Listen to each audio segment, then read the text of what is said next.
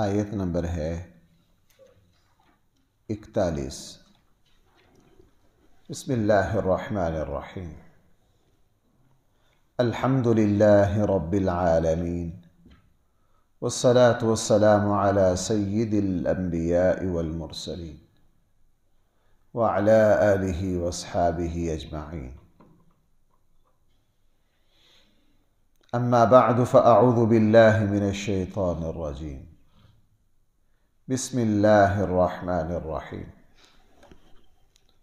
وَلَقَدْ صَرَّفْنَا فِي هَذَا الْقُرْآنِ لِيَذَّكَّرُوا وَمَا يَزِيدُهُمْ إِلَّا نُفُورًا قُلْ لَوْ كَانَ مَعَهُ آلِهَةٌ كَمَا يَقُولُونَ إِذًا لَابْتَغَوْا إِلَى ذِي الْعَرْشِ سَبِيلًا سبحانه وتعالى عما يقولون علوا كبيرا۔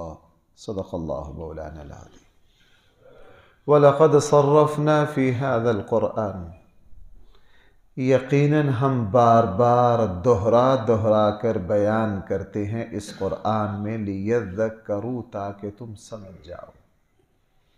ہم ایک بات کو بار بار دہراتے ہیں، حالانکہ بادشاہ کے لیے یہ ضروری نہیں ہے کہ وہ اپنی رعایا کے لیے ایک بات کو بار بار کہے۔ اس کے ادب کا تقاضا یہ ہے کہ جب اس نے ایک بات کہہ دی ہے وہ ایک مرتبہ کا کہا ہوا کافی ہونا چاہیے۔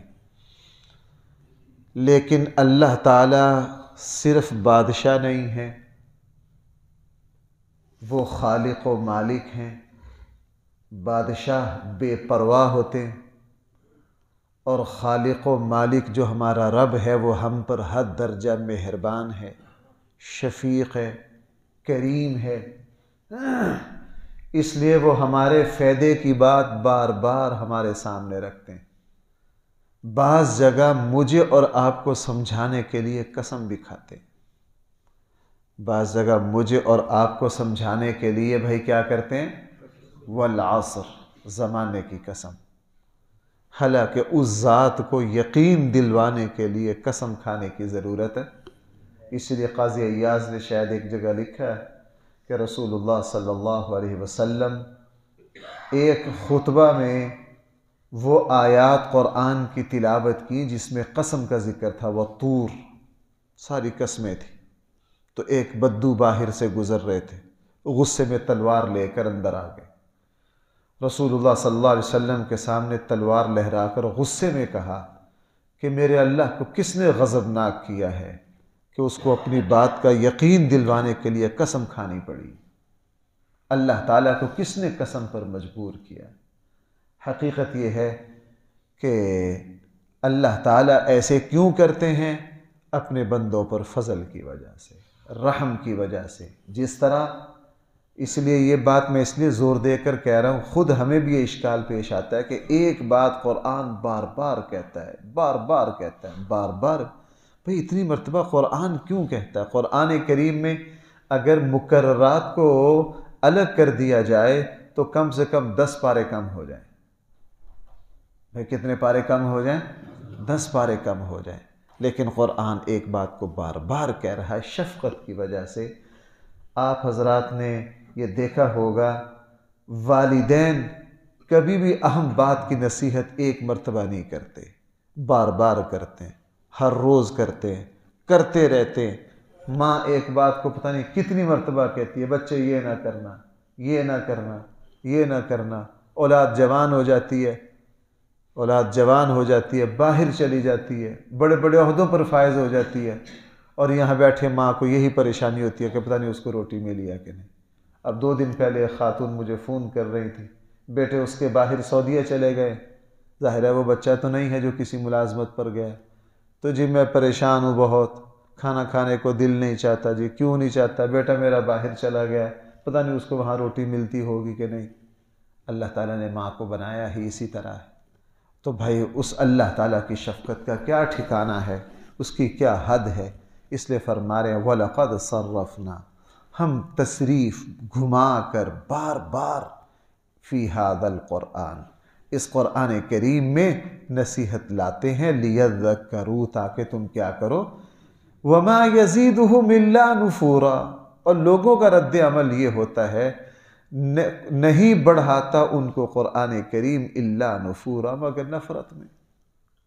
جیسے ہی قرآن ایک بات کو بار بار بیان کرتا ہے، رسول اللہ صلی اللہ علیہ وسلم کے زمانے کے کافروں نے بھی اور آج کے فاسق و فاجر مسلمان، غافل مسلمان، وہ سوائے نفرت کے وہ بیزار ہوتے ہیں، اس سے دور بھاگتے ہیں، ان کو پتہ ہی نہیں کہ یہ اللہ تعالیٰ کی کتنی بڑی شفقت ہے۔ قل، آپ ان لوگوں سے پوچھئے، لو کان معہ آلہۃ، اگر اللہ کے علاوہ کوئی اور بھی الہ ہو، کما یقولون، جیسا کہ یہ لوگ کہتے ہیں، اذا لابتغوا الی ذی العرش سبیلا، پھر یہ ضرور تلاش کریں عرش کی طرف کوئی راستہ۔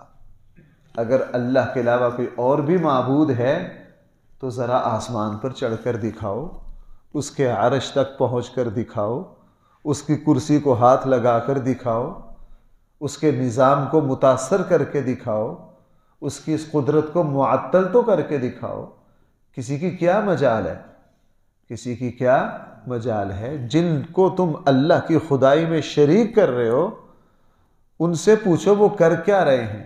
اللہ کا فیصلہ بھی یہ ہے کہ سردیاں لانی ہیں، تو تم ذرا سارے مل کے 2 مہینے کے لیے گرمی دوبارہ لے آؤ، موسم کو پلٹ کر تو دیکھو۔ جب نہ تم رات کو پلٹ سکتے ہو، نہ زمین کو پلٹ سکتے ہو، اللہ کا جو قدرتی نظام ہے وہ چل رہا ہے، جناب یہ پتہ چلا کہ الہ صرف وہ ایک ہی ہے، اس کے ساتھ کوئی اور معبود ہے۔ میں اکثر یہ بات عرض کرتا ہوں، 6 افراد کا ایک گھر ہو، وہاں بیوی اپنی چلائے، شوہر اپنی چلائے، تو 6 افراد کا گھر نہیں چلتا۔ جہاں 2 سربراہ ہوں تو اتنا بڑا نظام کیسے چل سکتا ہے؟ اگر اس کے 2 سربراہ ہوں تو اس کائنات کا اپنا تقاضا ہے، فطرت، اس کائنات کی فطرت مطالبہ کرتی ہے کہ ہمارا رب صرف اور صرف بھائی ایک اللہ ہے۔ سبحانہ، وہ اللہ کی ذات تمام عیبوں سے پاک ہے، کلمہ تقدیس ہے، سبحانہ، ہر عیب سے پاک ہے، ہر خامی سے پاک ہے۔ دیکھو بھائیو میری بات سنو، جیسے میاں بیوی کا رشتہ ہے نا، اگر میاں بیوی کے رشتے میں بدگمانی اور میل آ جائے تو یہ رشتہ مصیبت بن جاتا ہے۔ اللہ نے میاں بیوی کا رشتہ ایسا رکھا ہے، یہ 100% اعتماد اور اعلیٰ سے اعلیٰ اچھے گمان پر چلتا ہے۔ رب کے بارے میں کوئی میل، اسی لیے رسول اللہ صلی اللہ علیہ وسلم کی زندگی میں بڑے بڑے کافروں نے خود یہ گواہی دی آگے کہ ہم جن بتوں کو پوجتے رہے ہیں خود دل میں میل تھی، دل بار بار ایک مطالبہ کرتا تھا کہ یہ جس پتھر کو پوج رہے یہ تمہیں کیا پہنچائے گا۔ لیکن بھائیو، ہم اللہ کی عبادت کرتے ہیں، اس پر ہم جتنا شکر ادا کریں، جس وقت ہم زبان سے سبحان اللہ کہیں نا، اس کیفیت کو پیدا کریں کہ مجھے اپنے رب کے بارے میں 100% اطمینان ہے، دل میں کسی طرح کی کوئی میل نہیں۔ میرے اور آپ کا وجدان یہ بتلاتا ہے، اس لیے کلمہ تقدیس ہے، سبحانہ، وہ رب ہر عیب سے پاک ہے، وتعالی، اور اس کی شان بہت اونچی ہے۔ تعال اس شان کو کہتے ہیں جو کبھی زیر نہ ہو، اس عزت کو کہتے ہیں جہاں کبھی ذلت کا نام و نشان۔ وتعالی عما، وہ اللہ کی ذات بہت اونچی ہے، عما، ان اعتراضات سے، یقولون، جو کافر کرتے ہیں، علوا کبیرا، اس کی شان بہت اونچی ہے۔ تسبح له السماوات السبع، پاکی تسبیح کرتے ہیں اسی کے لیے 7 آسمان اور زمین، ومن فیہن، اور جو کچھ زمین میں ہے، وَإِن مِّن شَيْءٍ، کوئی چیز ایسی نہیں ہے، إِلَّا يُسَبِّحُ بِحَمْدِهِ، جو اس اللہ کی حمد کی تسبیح نہ کرتی ہو، وَلَٰكِن لَّا تَفْقَهُونَ تَسْبِيحَهُمْ، اور لیکن تم مخلوق کی تسبیحات کو سمجھ نہیں سکتے ہو۔ اس آیت میں کیا فرمایا؟ فرمایا زمین و آسمان میں کوئی چیز ایسی نہیں ہے جو اللہ تعالیٰ کی تسبیح پاکی بیان نہ کرتی ہے۔ علماء نے اس کے 2 مطلب لکھے، علماء نے اس آیت کے 2 مطلب لکھے ہیں۔ یہ تسبیح کس طرح کی جاتی ہے؟ بعض علماء نے فرمایا یہ زبان حال کی تسبیح ہے۔ بھائی یہ کیا ہے؟ زبان حال کی، یعنی یہ پوری کائنات اور اس کائنات کا ذرہ ذرہ اللہ تعالیٰ کی اطاعت اور فرما برداری میں جو جتا ہوا ہے، لگا ہوا ہے، اس پورے نظام کا اللہ تعالیٰ کی فرما برداری میں لگنا ہی یہ اللہ تعالیٰ کی تسبیح ہے۔ یہ کیا ہے؟ اللہ تعالیٰ کی، بھائی ایک ہوتی ہے نا زبان سے بول کر، ایک ہے صورتحال کو سمجھنا۔ میں نے کئی مرتبہ آپ کو مثال دی ہے، شیخ سعدی رحمہ اللہ گلستان میں پورے مکالمے لاتے ہیں زبان حال کے۔ بھائی کس کے؟ مثلا شیخ سعدی ایک جگہ کہتے ہیں کہ میں ایک بادشاہ کے دربار میں گیا تو میں نے بادشاہ کے تخت کے اوپر پھولوں کا گلدستہ دیکھا، اور وہ گلدستہ جو تھا وہ بندھا ہوا تھا گھاس سے۔ میں نے گھاس سے پوچھا، اب ظاہر ہے بھائی گھاس تو نہیں بولتا، یہ ایک اللہ کا ایک غیبی مکالمہ ہے۔ اللہ تعالی زبان حال سے بعض مرتبہ، میں نے اس گھاس سے کہا جناب نہ تیرا کوئی رنگ پرکشش، نہ تیرے اندر خوشبو، نہ تیرا کوئی ذائقہ اعلیٰ، تو جناب یہاں کیوں پہنچا ہے؟ بادشاہ کے تخت پر تو پہنچنا پھول کا کام ہے، اس کی خوشبو ہے، اس کی رنگت ہے، اس کی قدر و قیمت ہے، تو جناب یہاں کیسے پہنچ گیا؟ تو شیخ سعدی کہتے ہیں مجھے گھاس نے کہا۔ مجھے کس نے کہا؟ اب گھاس تو نہیں بولتا، یہ تو شاعر کا تخیل ہے، یہ جو تخیل ہے یہ بھی زبان حال ہے۔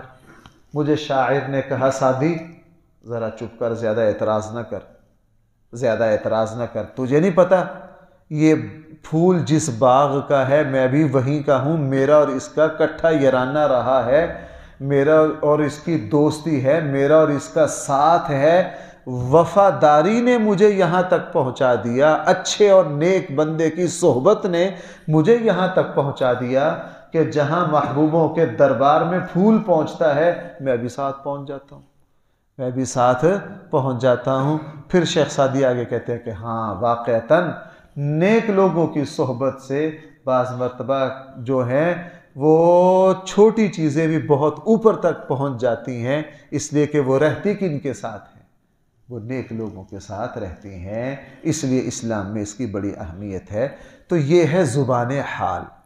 تو بعض علماء نے فرمایا اس آیت کا مطلب یہ ہے کہ یہ جو پورا نظام، مثلا سورج اپنے ٹائم پر نکلے گا، اپنے ٹائم پر جائے گا، چاند اپنے وقت پر آئے گا، وقت پر جائے گا، یہ جو پورا کائنات جو اللہ کے حکم کی پابندی کر رہا ہے نا، یہ پابندی ہی اپنے حال سے اللہ تعالیٰ کی تسبیح ہے۔ بعض علماء فرماتے ہیں نہیں، یہاں تسبیح سے حقیقی تسبیح مراد ہے کہ کائنات کی ہر چیز، چونکہ وہ کہتے ہیں اس میں لفظ ہے وَلَٰكِن لَا تَفْقَهُونَ تَسْبِيحَهُمْ، تم ان کی تسبیح کو سمجھے۔ اس سے خود پتہ چلا کہ یہ صرف زبان حال کی تسبیح نہیں ہے، یہاں لا تفقہون کا مطلب یہ جملہ یہ بتا رہا ہے کہ یہاں وہ زبان سے بھی تسبیح کر رہی ہے کائنات کی ہر چیز۔ ہاں تمہیں سمجھ نہیں آتی وہ ایک الگ بات ہے، اور اللہ تعالیٰ نے غیب سے بھائی ایسی چیزیں دکھا دی کہ نہیں۔ بھائی قرآن کریم میں حضرت سلیمان علیہ السلام کے ساتھ چونٹی کا جو پورا مکالمہ ہے کہ نہیں، حتی اذا اتوا علی واد النمل، حضرت سلیمان علیہ السلام چونٹیوں کے بل کے پاس آئے، قالت نملۃ یا ایھا النمل ادخلوا مساکنکم، تو چونٹی نے کہا میری ساتھیوں ساری اپنے اپنے بلوں میں گھس جاؤ، لا یحطمنکم سلیمان، کبھی سلیمان اور اس کا لشکر تمہیں روند نہ ڈالے، وہم لا یشعرون، وہ بڑی سمجھدار چونٹی تھی، اس کو پتا تھا بادشاہ گرفتاری نہ کر لے کہ میرے بارے میں بات کر رہے ہو، اس طرح آپ کو روند ڈالنے کے ان کو پتہ ہی نہ چلے، ان کو پتہ نہ چلے۔ حضرت سلیمان نے پھر بھی سن لیا، پھر بھی بھائی اس کو طلب کیا کہ نہیں، اس سے باتیں کی کہ نہیں۔ اب یہ اللہ تعالیٰ نے دکھا دیا۔ صحیح بخاری میں ہے، حضرت عبداللہ ابن مسعود رضی اللہ عنہ فرماتے ہیں کہ ہم ایک مرتبہ رسول اللہ صلی اللہ علیہ وسلم کے ساتھ کھانا کھانے بیٹھے، ہم نے اپنے کانوں سے اس کھانے کے اندر سے اللہ کی تسبیح کو سنا۔ اور سیرت کی کتابوں میں اللہ کے نبی کیا فرماتے ہیں؟ میں اس پتھر کو پہچانتا ہوں، نبوت کے پہلے وہاں سے گزرتا تھا، وہ مجھے کیا کرتا تھا؟ سلام کرتا تھا۔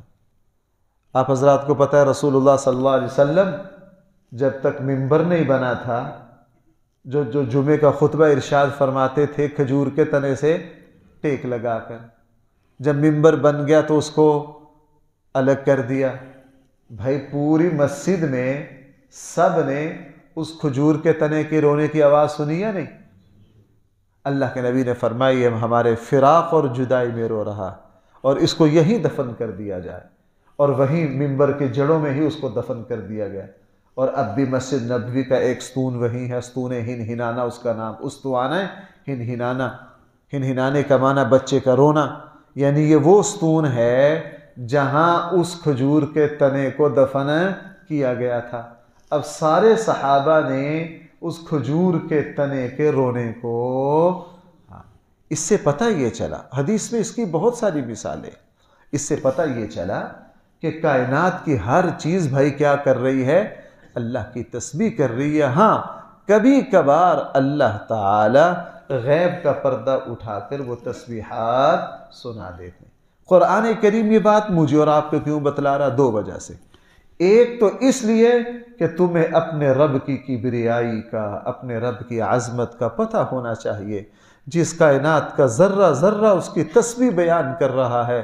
زہ نصیب بندہ خدا، تم صبح 33 مرتبہ سبحان اللہ کہہ کر سمجھتے ہو کہ پتہ نہیں کون سا میدان مار لیا ہے، کائنات کا ذرہ ذرہ اس کی تسبیح کر رہا۔ تمہارے نصیب کہ اس نے تمہیں اپنی تسبیح پر لگا دیا، اپنی یاد پر لگا دیا، وگرنہ سمندر، صحرا، پہاڑ، آسمان، زمین، فضائیں، پرندے، چرندے، ہر چیز بھائی کس کی تسبیح کر رہا ہے؟